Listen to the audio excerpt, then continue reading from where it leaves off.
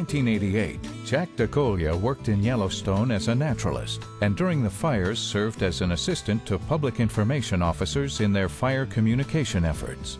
In the following video segment, Jack describes the challenges of working with a public that often had a very emotional reaction to what the fires were doing to Yellowstone Park.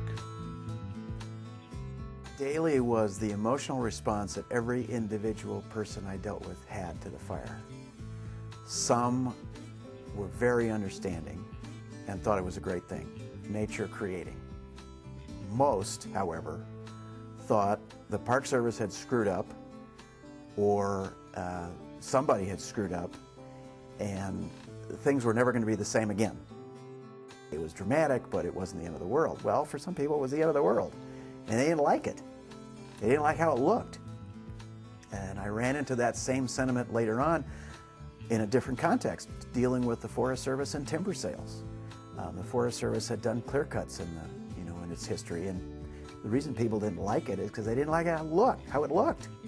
They didn't understand the ecological implications, the yes or no, but that attitude about how things look and how you feel about them informs all your behavior throughout your life. I daily still work with people on different sides of environmental issues, pro or con timber harvest, for example, and the basis of their feelings and their political positions has to do with some event way back when they didn't like something or did like something, and everything is built from that. It wasn't built from some logical, learned exploration of ideas, and they come to something because it's a scientific discovery. It's an emotional thing, and then they build their life from that. Listen, and you hope he doesn't get violent, and then he goes out the door, and you go, next. I mean, when somebody's that emotional, you're not going to persuade them, especially if you're from the government, that you know best or nature knows best or you have the answer, because everybody still is having their various emotional responses to what happened in Yellowstone or any fire.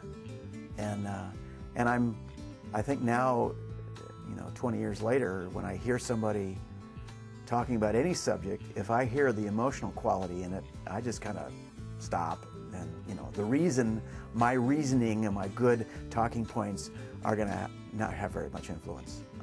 In fact, they may even make them matter.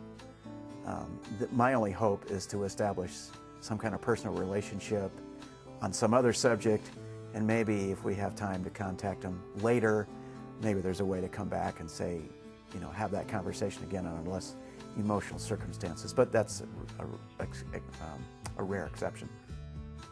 You can hear it in their voice, you can see it in their eyes, you can hear their breathing, you can hear how fast they're talking.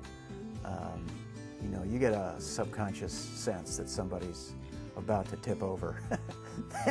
And I don't like being hit, so not that it's happened, but you have an alarm bell that goes off. It's a visceral thing. I was thinking about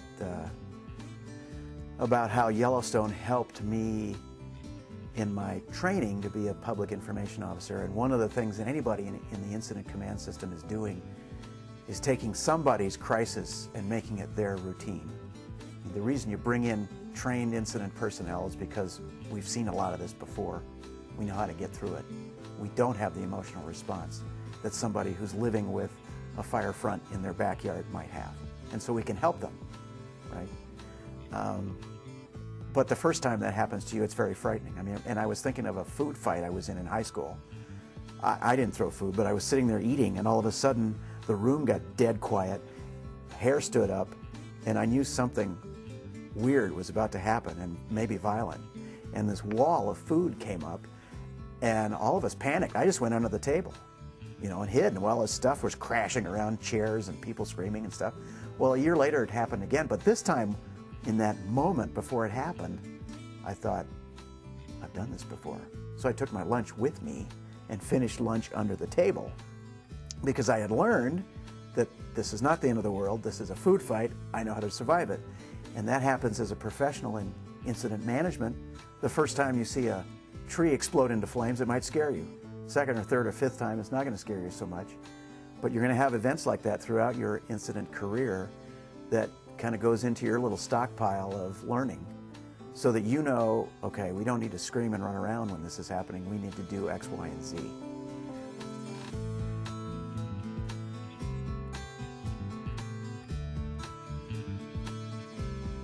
Being able to read another person's emotions and to appropriately react has enormous potential to increase your success as a fire manager.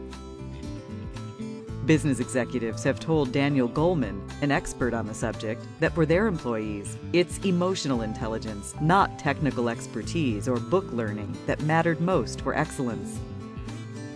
To begin improving your emotional intelligence, start with the following resources: Daniel Goleman's 2 books on the subject, Emotional Intelligence and Working with Emotional Intelligence.